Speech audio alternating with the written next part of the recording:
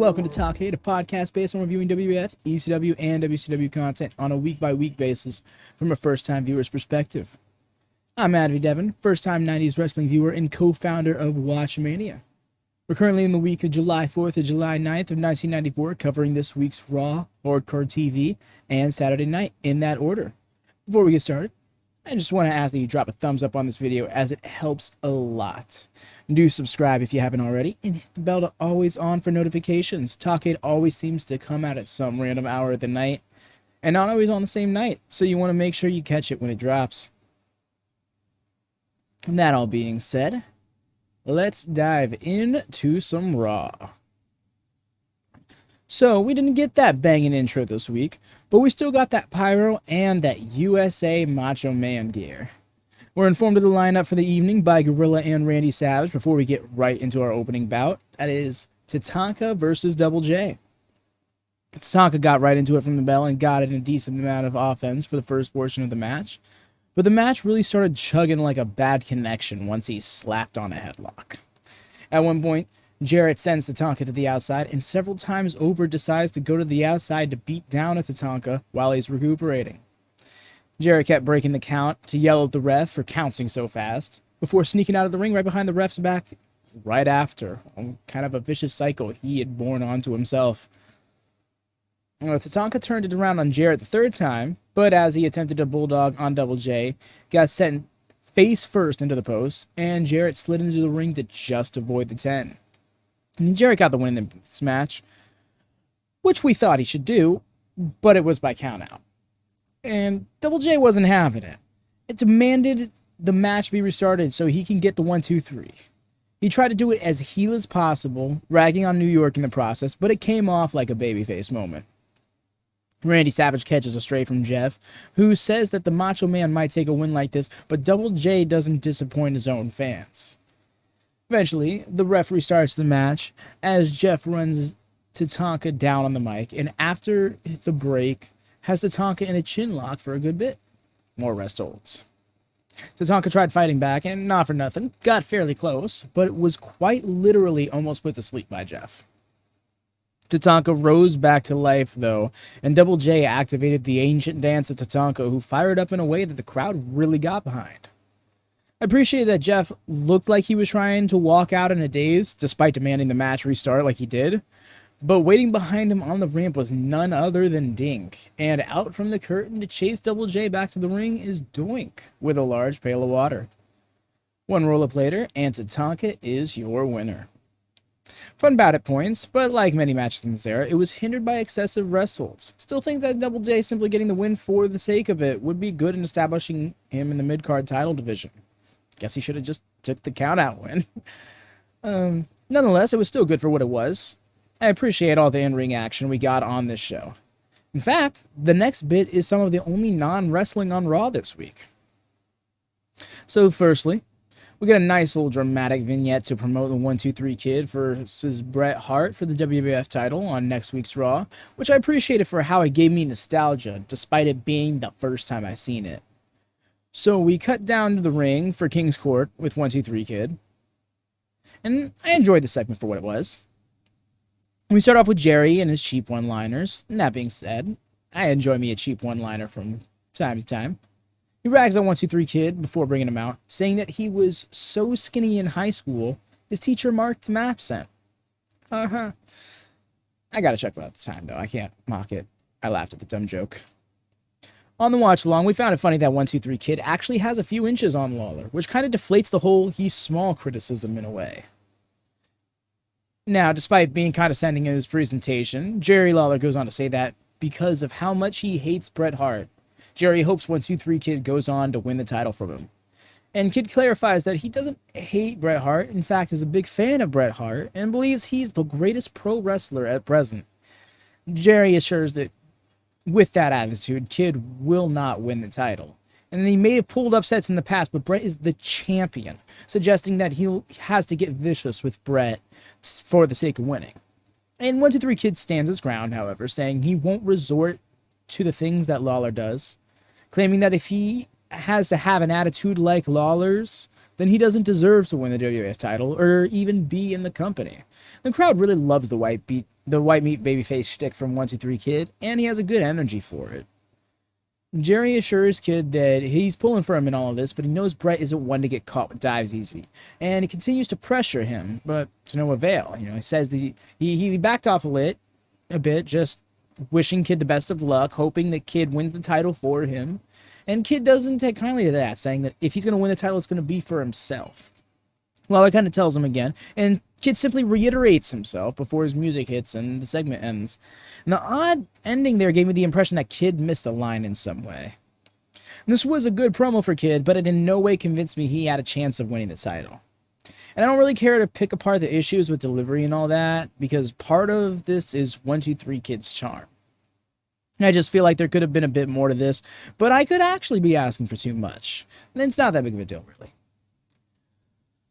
I think we see this match is a stepping stone to Bret versus Owen for the title in some capacity, so forgiving in that regard. But from one Heart's business to another, Jim the Anvil Neidhart comes out with the King of Hearts seconding him. You'd love to see it.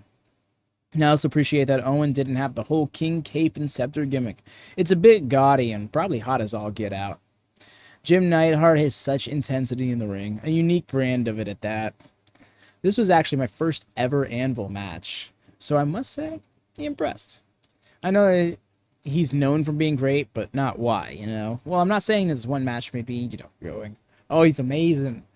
I do feel like it was a great showcase of his abilities. At one point, Owen decrees to the camera that he's going to beat Bret again if he's got the guts to face him, and Gorilla goes, "You're a liar." It's not how lies work. Jim gets the win with a running power slam, and by God, nearly put Gary Scott's New Japan through the center of the ring. Legit never saw a running power slam that mighty, and there are some great ones in every era. Time will tell if it's always looks that good, but this is just an enhancement match to showcase what Jim can do to the newer eyes in case they have yet to see him, like myself. We go to break and return for another match between Iron Mike Sharpe and Duke Droese. Another big Droese, I guess. Another big meaty men classic it is. And Duke isn't bad. He moves decently, just that his match was very house showy. Also kind of 80s. Makes sense. Mike Sharpe is definitely past his prime here, and if his look didn't give it away, the style of match he worked did. It felt like this match was meant to demonstrate the dumpster strength, or the Dukester, as Gorilla called him more than once.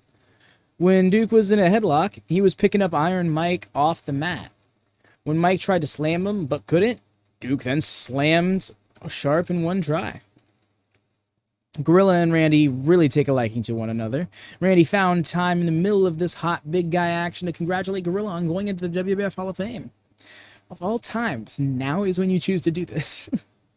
There is this odd bit where Duke held up Mike's legs while the ladder was on the mat, and Duke teased stepping on his junk for like 20 seconds, constantly looking at the crowd to get a rise out of them. He then just elbow drops Mike Sharpe's knee instead. Mike Sharpe's face then got a tour of the corners, and Randy Savage was like, "There's 7 more corners to go, but I believe my math is off." Gorilla responded saying, "I don't think we're dealing with an octagon, Randy." And Macho Man was like, "No, I think we shouldn't. This is a family program." I love the UFC references, honestly. At this time, UFC was barely a year old, having had 2 or 3 shows at this point. Bet you'd never guess what became of these two companies in 29 years' time. Duke got the win in the match that pretty much had control of the whole time. Like I said, very house showy, but he's getting featured on TV as he enters this program with Lawler. And now that I think about it, Lawler is one of Owen's royal friends, so maybe Duke will cross over into that territory? That'd honestly be wild to have Duke that close to the main title program, Up next, we had a bit of a squash match before we got into the real meat of things, with Ted DiBiase and Ball Bearer.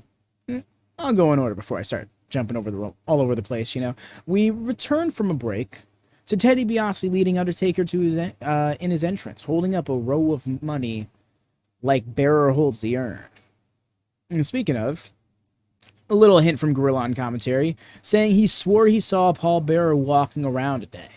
The Undertaker did his taking the hat off bit and presumably his eye rolling bit as well, but the camera didn't cut to a close-up of his face until after he did it.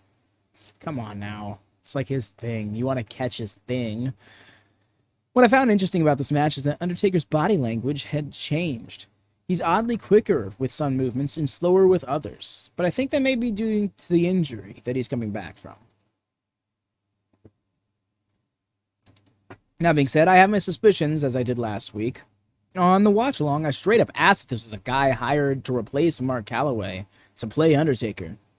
Similar to how some masked wrestlers are more than one person playing the role at a time, but I was denied. I couldn't help but focus on the subtle differences in Undertaker's movement and performance.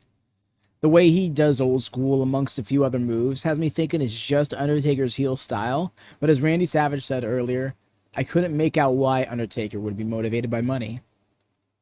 Undertaker wins with a tombstone, which felt a little odd because he seemed to reposition himself right before delivering the move. I'm not even trying to nitpick at this point. It's very obvious that something is up to me. You know, I can't just be in my own head, right? So, just after the match ends, Paul Bearer can be seen creeping down the entranceway, and he looks very perplexed at the sight. Ted DiBiase was setting up the body bag for Undertaker until they both came to notice Bearer, and DiBiase looked at it as if his plans had been thwarted. Bearer calls for Undertaker to come to him. Taker takes a step forward, and DiBiase grabs Taker by the hair. And this is the part that gets me all fucked up on my theories. Undertaker aggressively steps to Ted, intimidating him down to his knees. Undertaker turns back to Paul Bearer and steps forward. We oddly take a break in this very moment with everyone holding position. Taker's music is playing the whole time. Sure enough, we return with everyone in the same spot. Very odd. But back to this enticing segment. DiBiase pulls out some money and steps in front of Taker, whose head whips to look at the cash, but bypasses it to take another step to Bearer. Ted doubles the stack and shows Taker, who finally turns to DiBiase and is again led by the cash away from Bearer. And Bearer walks away, incredulous. We're told to chalk it up to a loss on Bearer's part, but I don't know.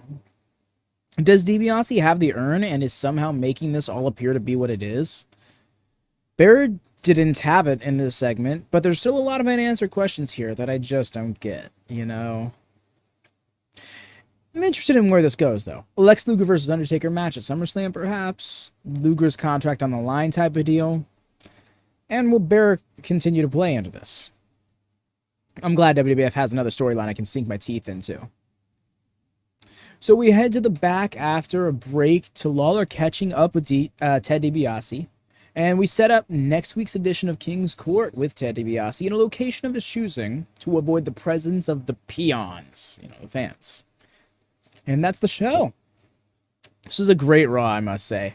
Plenty of action and narrative moving forward in one way or another. Great program for an hour's worth of show. I'm glad to see things shaping up as we move towards SummerSlam. With that being said, we move on from the all-ages entertainment to the land of the hardcore and the violent into ECW.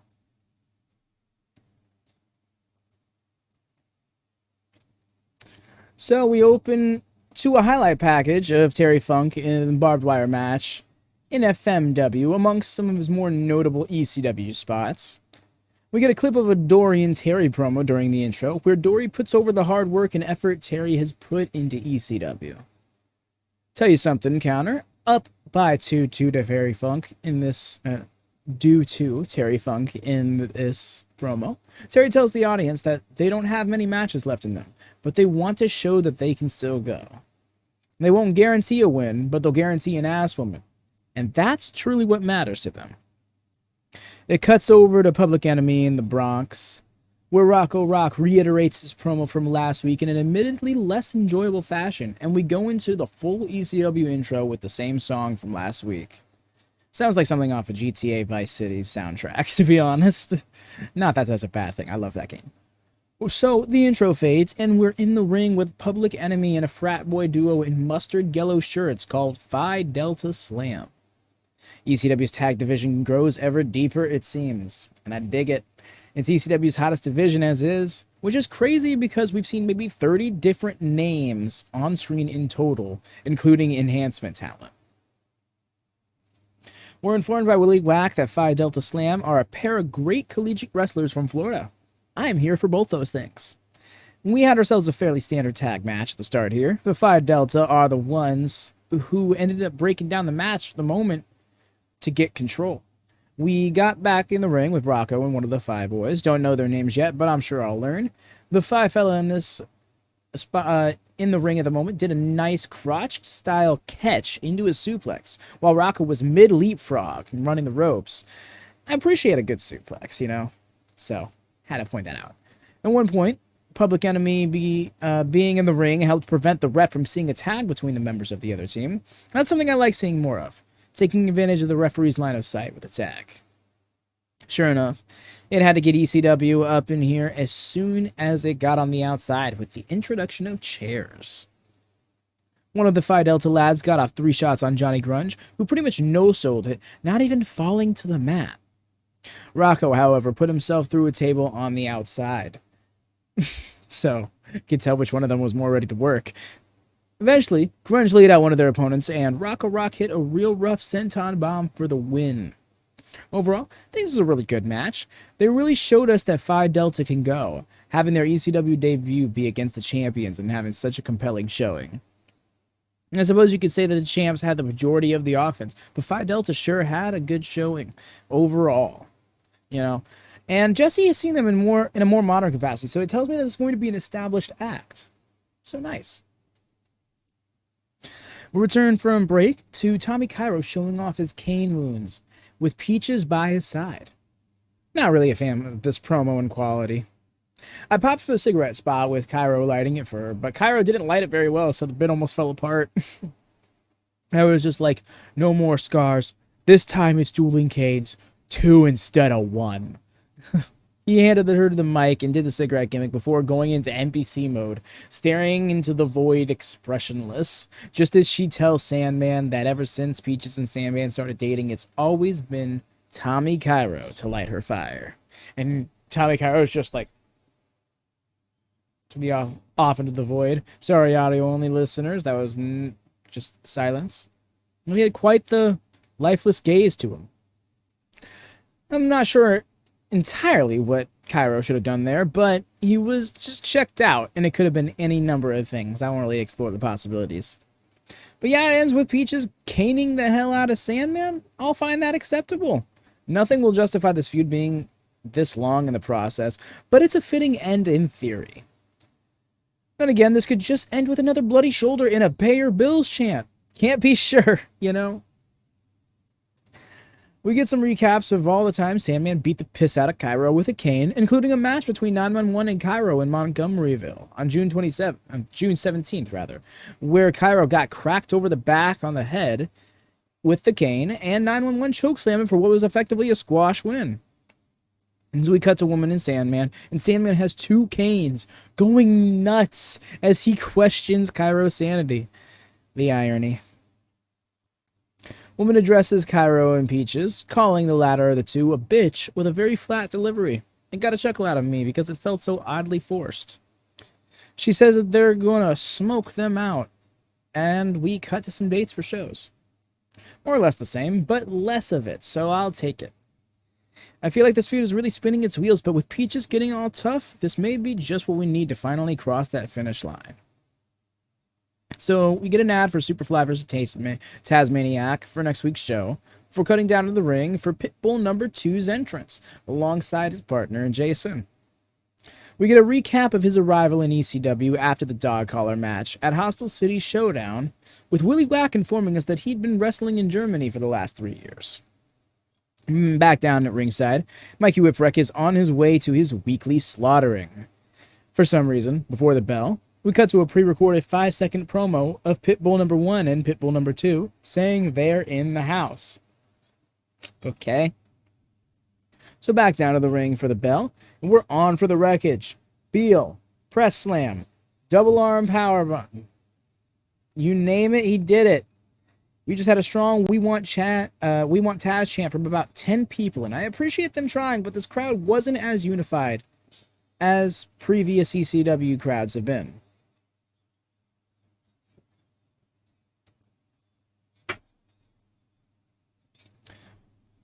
So Mikey took a pretty gnarly tumble to the outside, which I appreciated, but then he sold for Jason's barely a kick, which I couldn't help but roll my eyes at. Mikey deserves better than to be selling for shit like that, you know? Sure enough, just after commentary teased it a few times, Mikey dropped Jason with a right hand on the apron while back in the ring, and there it was, the out. Pitbull number 1 got an and stomped out Mikey alongside Pitbull number 2, which resulted in a DQ victory for Mikey Whipwreck and still your ECW No Side Plates champion. Jason gets in so he could take off his shirt and play wrestler, slapped the shit out of Mikey in an hilarious shot, mainly just because the angle it was from behind, so you just saw the hand swing and the head turn. It was great, but it was pretty rough. You could tell by the noise. The second slap wasn't as bad though. Taz ended up running down to save Mikey and almost immediately gets mauled by the Pitbulls and Jason. Mikey's seen limping off with a ref in his title as Taz tries unsuccessfully to fend them off, and they taunt as if they won something as they finish their beatdown. I mean, it's another way to keep the title reign going, but they're still bordering on the line of running this bit into the ground, so I mean, kudos to them, I guess, for having not crossed it yet. So after a break, we return to a 5-minute Paul E promo. A pre-tape at that. 30 to 45 seconds, I'll say. That was Cactus Jack, but Paul E took quite a Took quite a bit of time to hype up ECW's next heavyweight title match on the horizon between Shane Douglas and Sabu. Well, amongst other things. Paulie let us know that it was the producers of NWA Eastern Championship Wrestling that asked him to take this time to essentially promote this title match without saying the word promote. Paulie, he takes a moment to shoot on the O.J. Simpson case, which is apparently preempting everything on television, letting us know how he'd solved the problem in a very methodical manner so that ECW could air. He somehow smoothly segues from that to the subject at hand, the title match, saying that OJ is a thing of the past, but this match will determine the future of professional wrestling. He then puts that on pause to address Cactus Jack, first playing the last 30 seconds of Cactus Jack's previous promo. He assures us that if Cactus Jack ever returns to ECW, Paulie will make sure Jack feels as unwelcome as he has ever been. And then, after changing the subject twice, he says that the only thing on his mind is Saturday night, July 16th, the future of professional wrestling on the line. I love that. The only thing on my mind, even though I've diverted the subject twice now. So, he puts over how the franchise Shane Douglas is a champion in the land of extreme and violent individuals, despite being a wrestler's wrestler. Paulie then goes on to note how Sabu has been the only one to beat Shane Douglas in the last 4 years, citing NWA Blood Feast 2 on October 2nd, 1993. He recalls the three-way draw at the night the line was crossed and questions what will happen come this one-on-one match, which will determine the champion of the hottest wrestling promotion on the planet. It was really long-winded, and it did almost unnecessarily address two things that had nothing to do with the title match, but Paulie's delivery can really get you going in these not-a-promotion promos. In other words, it was your typical Paulie experience. So after a break, we come back to ringside as Sabu is carted down to the ring by 911. Sabu immediately springs into the match and starts mauling Chad Austin. Stomps him after dropping him, and the bell sounds. And up Chad Austin goes for a Fire Thunder driver that stuns the audience. Paulie and commentary just, whoop, up you go. 5 seconds of this match, drop your ass on your head. Sabu was savage in this match. Chad Austin tried to Ric Flair sell a turnbuckle throw and ended up taking a sloppy sunset flip power bomb to the outside for his troubles. Chad getting the Whipwreck trip meeting here. Went through the timekeeper's table while they were out there. Mercifully, a chair-covered, knocked over my water bottle here. A chair-covered leg drop ends it, and Sabu gets chained back to his cart, and wow, This was outright brutality. Sabu really delivered on what Paulie said just a moment ago. And mind you, Paulie's promo, without the Cactus Jack clip, was longer than Sabu's entrance, match, and post-match. Still, thank goodness that was the case, because Chad Austin is looking at not being able to walk out of there. Was like a slaughter like few I've seen in pro wrestling, and not exaggerating there. I thought that was awesome. I felt like there was something to be said in Sabu just outright destroying the lucky pinfall guy of the promotion. You know? So we return from a break to see Sabu still getting carted out. And he's putting up a fuss. And with the curtain in the back shot, Mr. Hughes and Shane Douglas pop out from it on the way to the ring. 911 and Mr. Hughes get nose to nose as the 911 chant gets going. And eventually they go their separate ways, with Shane and Mr. Douglas getting into the ring. Shane and Mr. Hughes getting into the ring. Tommy Dreamer comes out to Pearl Jam and is not afraid to fight Mr. Hughes over who has the better suspenders, despite his opponent not being Mr. Hughes. His opponent, Shane, then lays into him and decks the referee. Okay, I'm here for this. Mr. Hughes beats down on Tommy Dreamer a bit more, drilling him with a sidewalk slam. And as the ring announcer lets us know Tommy Dreamer is awarded the match by DQ, Shane Douglas imitates a pinfall count. Mr. Hughes was covering Dreamer, but Tommy kicks out, and it's hilarious to me because it's like it's his gimmick at this point to kick out of finishes. Not even because he's super durable, just he kicks out of finishes. And Shane hopped on the mic, pissed off, saying to beat the shit out of Dreamer, and levels him with a belly-to-belly before Mr. Hughes stomps him out a bit more. He plants his foot on Tommy Dreamer and says he's got to get something clear. He has no blemish on his record in 4 years. He calls back to Steamboat, losing the NWA WCW Unified Tag Team titles about a year prior to this point, calling out how WCW put a mask on Tom Zink and called him Shane Douglas in a bit of a Shooty McShooter promo. Shane goes on to tell Todd Gordon that Shane knocked out his referee and questions if he wants to fire him.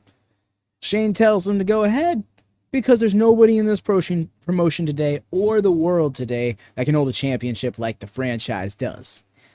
He says not Bret Hart and certainly not Ric Flair, that old piece of shit, stating that he's been getting phone calls from Sherry about how she needs a real man to please her. Yeah, stuff like that. Cool. Here for the wrestler stuff, though. He states he's got a problem with Sabu because Sabu's pinned his shoulders to the mat 1, 2, 3, albeit with an injured shoulder.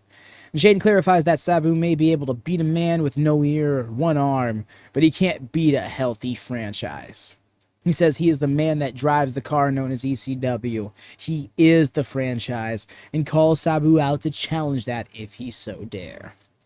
Shane eggs on Sabu chants to no avail as they go off the air, with Mr. Hughes talking shit to the camera. And that was a fun promo.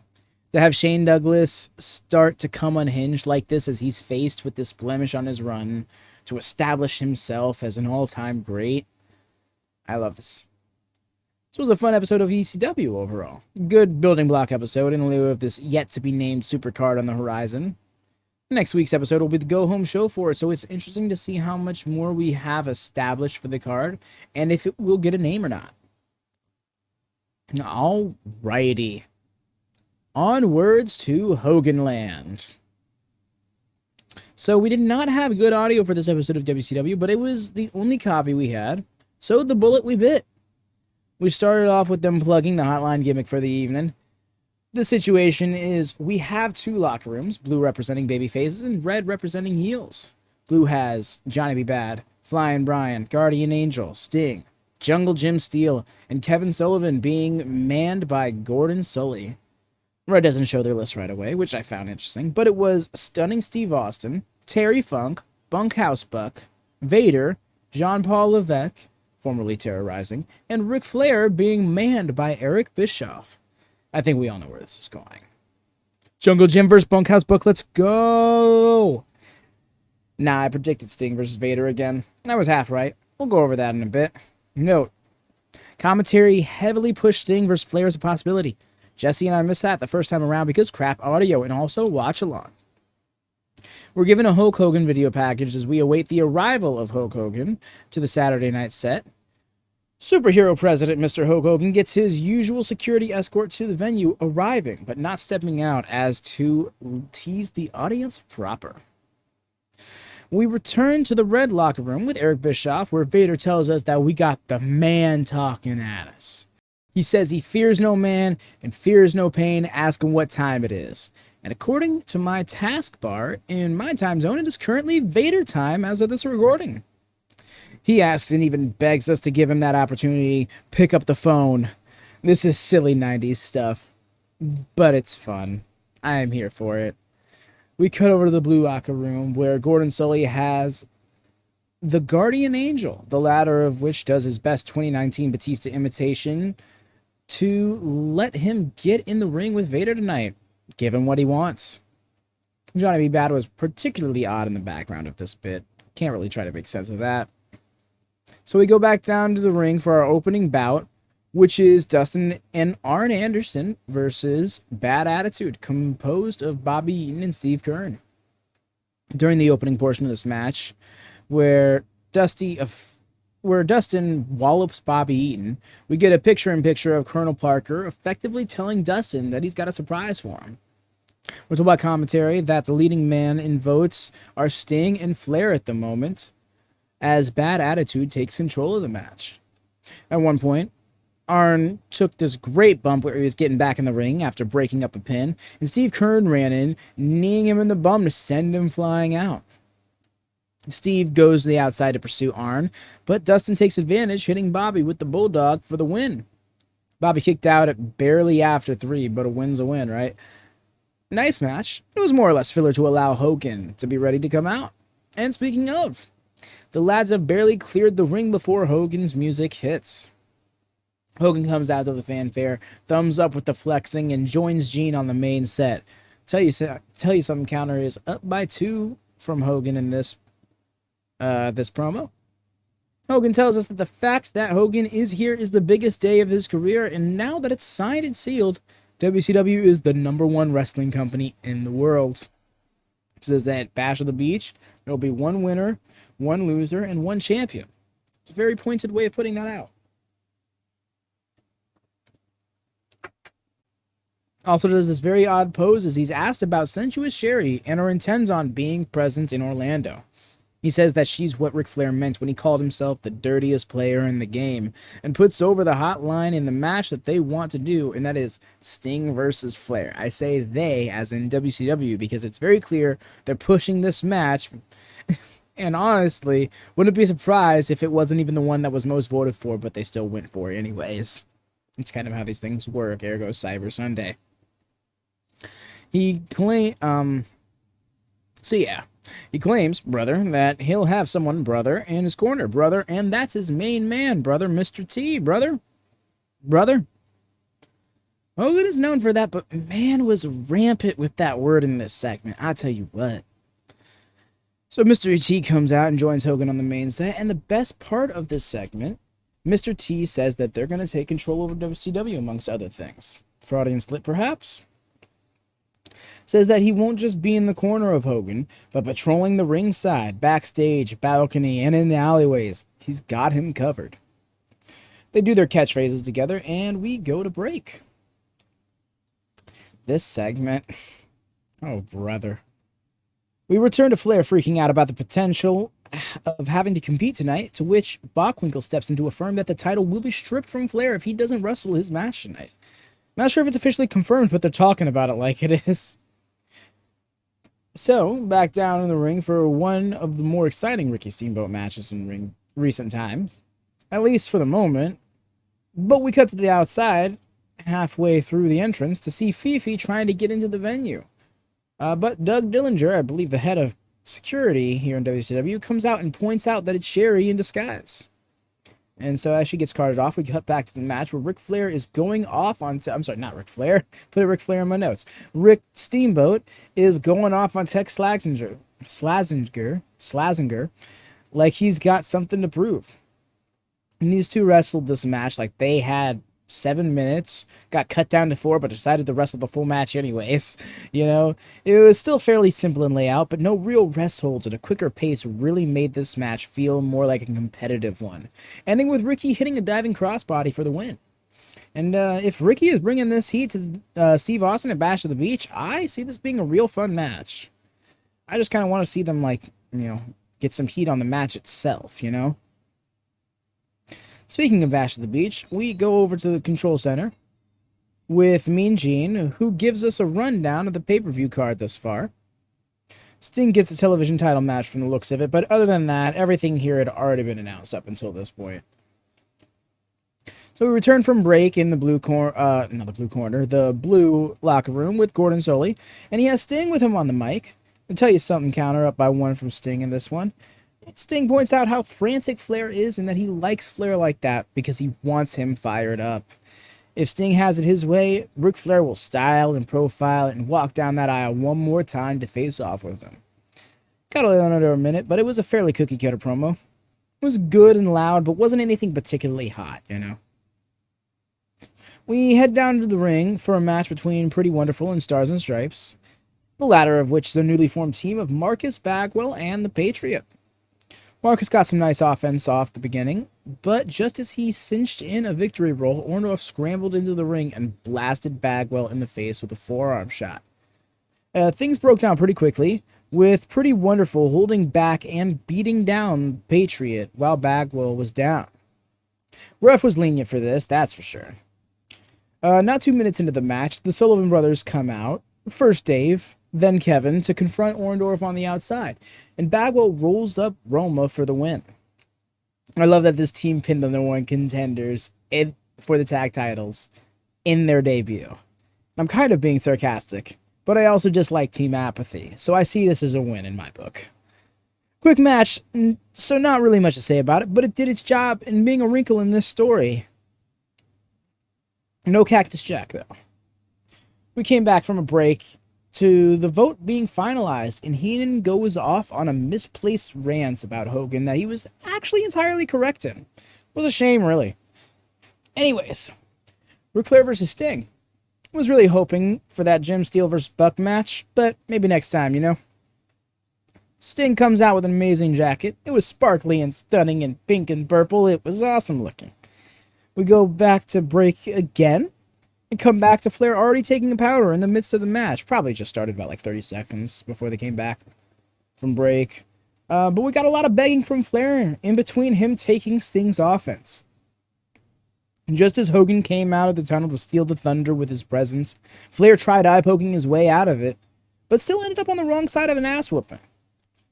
Sting had this whole match, even when Flair started getting his chops in. Sting just fired up, came back, hit a superplex, slapped in the Scorpion Deathlock, and just then, some skinny person in a suit came into the ring over the barricade and attacked the referee before sending them out.